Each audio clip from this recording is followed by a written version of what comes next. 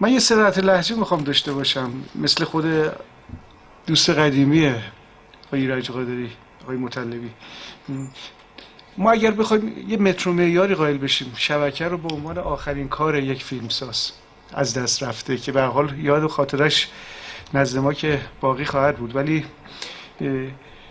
از طریق این فیلم بیایم حالا یک ارزیابی داشته باشیم آثار. شما خودتون شخصا قبول دارید که گاهی اوقات فیلم های آقای ایرج قادری اون نقطه آسیب پذیر عدم تجانس در اون کستینگ بازیگریه؟ یک انتخاب صورت میگیره خوب، ولی انتخابای هم جوار و هم ارزش نمیتونه یک مقدار با این همراهی داشته باشه. من حالا شخصا باز سلیقه من هستش، در همین مجموعه بازی‌ها بازی شما بغیر من اون تعادل و توازن خودشو داره، ولی بازیگر اصلی کاملا اینجا بغیر من داره لطمه میزنه.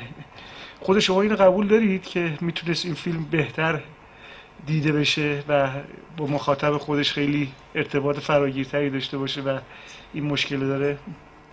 اجازه بدین اول من سلام کنم خدمت حضار. خیلی خوشحالم که اینجا بار دومه که من اینجا دعوت شدم. بار اول انقدر خوب بود که بار دوم دعوت کردن من با سر پذیرفتم. خیلی ممنون.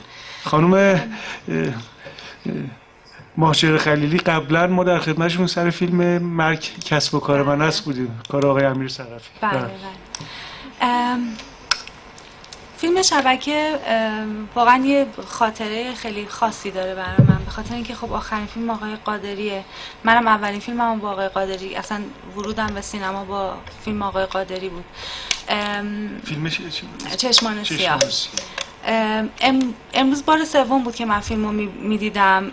احساس میکنم فیلم خب خیلی بهتر از اون چیزی شده بود که من اون زمان انتظارشو داشتم، به خاطر اینکه واقعا همش نگران بیماری آقای قادری بودیم ما. یعنی واقعا همونطور که آقای مطلبی فرمودن، سر صحنه یه جاهایی بود که واقعا انقدر قلب من درد میگرفت از دردی که میکشید، یا گاهی وقتا حملش میکردن میآوردنش، یا اصلا نمیتونست بیسته، یا گاهی وقتا اصلا نمیتونست حتی بشینه و واقعا ما همش نگران این بودیم که تکلیف این فیلم چی میشه، اصلا واقعا تموم میشه، ایشون قادر به این هستش که فیلمو تموم کنه. واقعا شاید با دعای همه و اون انرژی که خودشون گذاشتن و همون عشقی که همه راجع به آقای قادری میگن، عشقشون به سینما، واقعا این فیلم تموم شد. در مورد انتخاب بازیگرا، زمانی که ما میخواستیم این فیلم رو کار کنیم، متاسفانه تو سینما انقدر این مشکل هست که گاهی وقتا میخوایم یه فیلمی رو کار کنیم، بعد یهویی میبینیم بازیگرا همه سر کارن. مثلا دعوت میشی به یه کاری و میری صحبت میکنی، بعد میگم خب بازیگر مقابلم کیه یا چه کسای دیگه ای توی فیلم هستن، بعد هنوز دارن دنبال بازیگر میگردن چون همه سر کارن، باید ببینیم کی کارش اول تموم میشه.